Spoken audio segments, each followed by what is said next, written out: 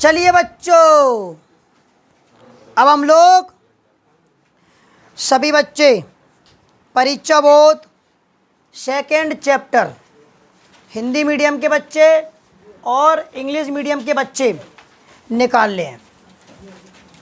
ध्यान रखना, हम बिल्कुल वेरी इम्पोर्टेंट क्वेश्चन करेंगे। सबसे पहले तो आपको ये बता दें, यूनिट फर्स्ट चैप्टर इधर आओ भैया, दूसरा, तीसरा और चौथा इधर देखते जाओ। इसमें हमें कितने क्वेश्चन पढ़ने हैं, इसमें कितने पढ़ने, इसमें कितने पढ़ने हैं। तो सबसे पहले चैप्टर 2 में देखो अपन। चलो, इसमें परीक्षा बोध में 21वें नंबर पर, ठीक है। देखो बच्चों में नंबर नहीं बोल रहा मैं, अब बच्चे कंफ्यूज हो जाएंगे क्योंकि इंग्लिश मीडियम हिंदी मीडियम दोनों क्लास के बच्चे देखेंगे। आपको मालूम है मैं परीक्षा बोध से ही करा रहा हूँ, तो हिंदी मीडियम की परीक्षा बोध, इंग्लिश मीडियम की परीक्षा बोध दोनों समान है। क्वेश्चन भी उसमें मिल जाएंगे, सीधा क्वेश्चन बोलूँगा डायरेक्ट में, ठीक है। ठीक है, चलिए। Self pollination cross pollination, self pollination cross pollination, ठीक है।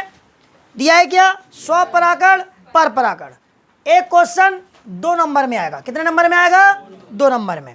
चलिए, एक क्वेश्चन वेरी इंपॉर्टेंट है, ठीक है, पढ़ना है ये। इसके बाद एक क्वेश्चन और लगाना है, फ्लावर की स्ट्रक्चर। किसकी स्ट्रक्चर, फ्लावर की, ठीक है। फ्लावर की स्ट्रक्चर 15 क्वेश्चन है, ठीक है, 15वां नंबर का। देखो मैं नंबर नहीं बोल रहा हूँ, बच्चा कंफ्यूज हो जाएगा, डायरेक्ट क्वेश्चन बोल रहा हूँ मैं, फिर बोल रहा हूँ, इसलिए आप थोड़ा जल्दी जल्दी देखा करो। तो उसमें फ्लावर की स्ट्रक्चर है, ये 2019 में आ चुका है, और यहाँ पे केवल स्ट्रक्चर पूछी है। मालूम है तुम्हें फ्लावर में स्ट्रक्चर के नाम पता है। चलिए, अब इसमें एक क्वेश्चन है पॉलीएम्ब्रियोनी। दिया है क्या, पॉलीएम्ब्रियोनी, ये 2 नंबर में आएगा। पॉलीएम्ब्रियोनी को बहुभ्रूणता क्या बोलेंगे, बहुभ्रूणता, बहुभ्रूणता। दिया है क्या। एक क्वेश्चन है what is apomixis and what is its importance. आपको मालूम है अब बीजोड़ता या क्या संघ जनन बोलते हैं इसको, एपोमिक्सिस को इंग्लिश में, हिंदी में क्या बोलते हैं, असंग जनन। असंग जनन, उसका महत्व, असंग जनन और उसका महत्व 2 नंबर में जाएगा, ठीक है। चलिए, और नोट्स में क्या बोलते हो, एपोमिक्सिस, ये क्या बोलते हैं, गाइड में अच्छा लिखा है, apomixis is the process of asexual reproduction of seed, ठीक है। बीज की अलैंगिक प्रजनन की क्या है, ये एपोमिक्सिक प्रोसेस है, ठीक है। विदाउट फर्टिलाइजेशन, निषेचन नहीं होता, ठीक है। चलिए, अब आपको मालूम है इसमें पॉलीएम्ब्रियोनी हो गया, एपोमिक्सिस भी हो गया, और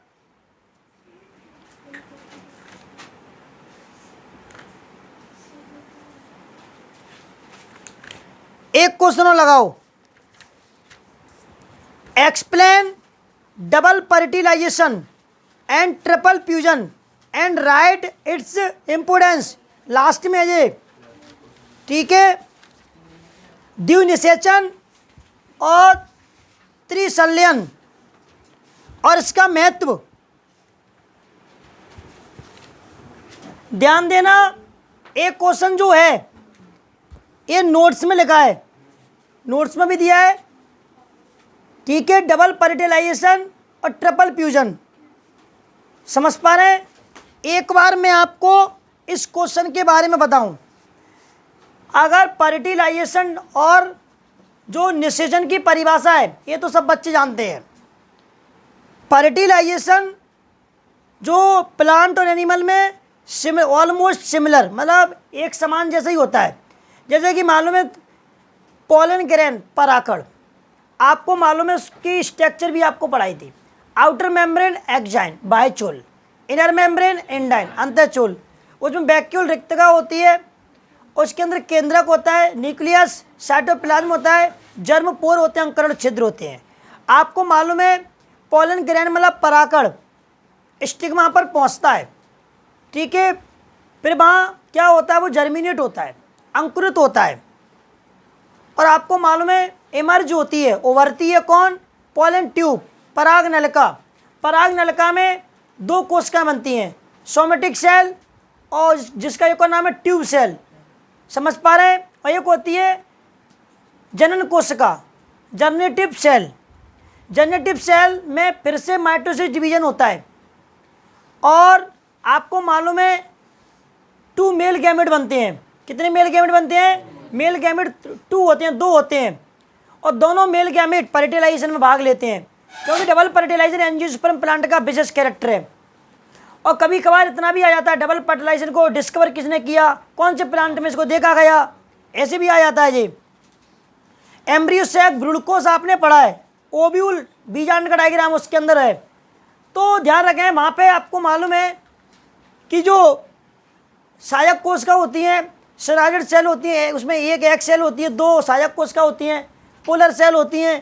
तो डबल फर्टिलाइजेशन भाई है, नोट्स में अच्छा लगा इसके बारे में।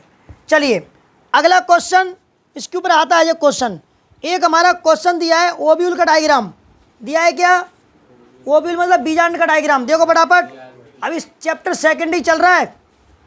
दिया है क्या, अगर आप थ्योरी नहीं लिख पा रहे तो डायग्राम लिख दो, डायग्राम नहीं आ रहा तो थ्योरी लिख दो, डायग्राम तो बना ही लोगे आप।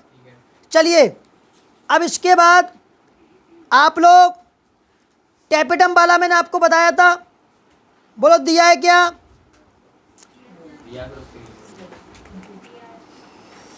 और अब इसके बाद इसमें तो मेरे हिसाब से तो कुछ करो ही मत तुम अब, ठीक है। मुझे लगता है कि आ जाएगा इतना आप, क्योंकि वैसे मैंने इसमें थे फालतू क्वेश्चन तो कटवा दिए थे, कटवाए मैंने, उन्हें तो पढ़ना ही नहीं है। बस आपका एक क्वेश्चन बैकिंग वाला रह गया है, और एक आपका एक जो रह गया इमस्कुलेशन। कौन रह गया है, इमस्कुलेशन और बैकिंग। एक बार पढ़ लेना, छोटी छोटी चीज़ है, अरे थोड़ा समझ रहे हैं।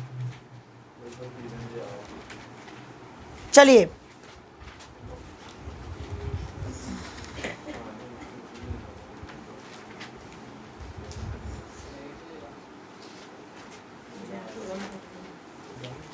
अरे दिया तो bagging, what is bagging technique.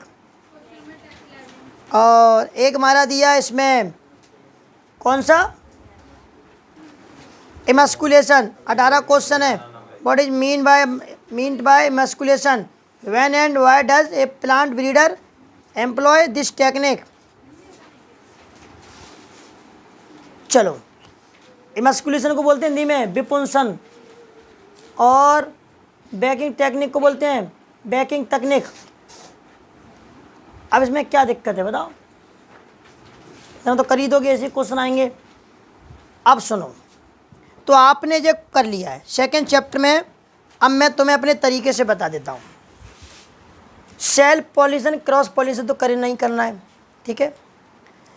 आपको इसमें वो क्वेश्चन नहीं दिया है, अनिश्चयिक जनन और अनिश्चयिक फलन, पार्थेनोजेनेसिस पार्थेनोकार्पी, ये नोट्स में दिया है, समझ पा रहे हैं। लास्ट में क्वेश्चन दिया होगा, वहाँ पे जो डेफिनेशन लिखी है 2-2 नंबर की, केवल डेफिनेशन करने हैं। जो पार्थेनोजेनेसिस पार्थेनोकार्पी उनके कोई भी टाइप नहीं करने हैं। अब चैप्टर 3 में आ जाओ।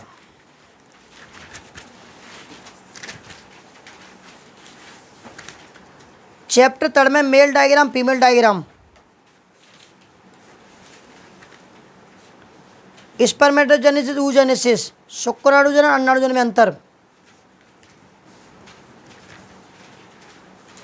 शुक्राणु जनन का पूरा डायग्राम पढ़ाया था मैंने, और स्पर्म का डायग्राम, अंडाणु जनन oogenesis, describe oogenesis with suitable diagram दिया है क्या। तो सबसे पहले एक काम करो, oogenesis को पे वेरी इंपॉर्टेंट लगाओ। oogenesis मतलब अंडाणु जनन, और स्पर्म का डायग्राम ओनली, डायग्राम स्पर्म का ओनली बनाना है बस, इसको भी लगाओ। और स्पर्मेटोजेनिस शुक्राणु जनन को लगाओ, और डिफरेंस लगा लिए स्पर्मेटोजेन oogenesis। इस बार जो क्वेश्चन आ सकता है why is mother milk is better than normal milk. Mummy का जो मिल्क है वो अच्छा क्यों है नॉर्मल मिल्क के उससे। ठीक है, लास्ट में दिया है तो ध्यान तो चल लो। Why is mother milk is better than normal milk. ठीक है, और ऊजेनेसिस वाला वेरी इंपॉर्टेंट है। चलिए उसके बाद क्या दिया है, स्पर्म का डायग्राम बनाना है। स्पर्मेटोजेनेसिस शुक्राणु जनन। स्पर्मेटोजेनेसिस और ऊजेनेसिस में डिफरेंस, मतलब difference between spermatogenesis and oogenesis. Ovum का भी डायग्राम बनाना, ओवम का भी आना चाहिए आपको, मेल फीमेल का रिप्रोडक्टिव डायग्राम। और मुझे नहीं लगता इसके बाद अब कुछ आएगा इसमें। अब चैप्टर 4 में आ जाओ। ट्यूबेक्टोमी बेसेक्टोमी लगाओ। एमनिसेंटेसिस तो मैंने पहले चला के बोल दिया है। एमटीपी दी है इसमें। एमटीपी क्या है, टेस्ट ट्यूब भी दी है, जिप्ट दी है, गैमेट इंट्रापेलोपियन ट्रांसफर। ये तो मैं पहले भी लगवा चुका हूँ इसमें पहले से, ये लगे तभी तो अजीब सा लग रहा है इनको लगाने में, क्योंकि फालतू क्वेश्चन कटवा दिए मैंने। समझ पा रहे हैं आप। चलिए तो ये हमारी पहली यूनिट के क्वेश्चन है। तो कहने का मतलब ये 2 नंबर 3 नंबर का क्वेश्चन आ जाएगा, समझ गए। अच्छा तुम्हें वो तो नहीं पढ़ना स्पर्मेटोजेनेसिस ऊजेनेसिस, तो मैं तो समझा दी थी कि तुम्हें, बोलो बोलो, कोई दिक्कत नहीं है उसमें। चलो, और देखो वैसे तो मुझे लगता है अपन ने दूसरे तीसरे चौथे चैप्टर में ऐसा लग रहा है खिलौना सा, सब याद हो गया हो, ये मुँह पे याद है अपन ने क्वेश्चन, कुछ ना कुछ तो कर ही दोगे आप। अब हम क्या करेंगे, अब इसके बाद कौन सी यूनिट उठा लें, मेरे हिसाब से तो यूनिट उठा लें सेकंड हैं। लाओ सेकंड ही उठाया अब, लाओ।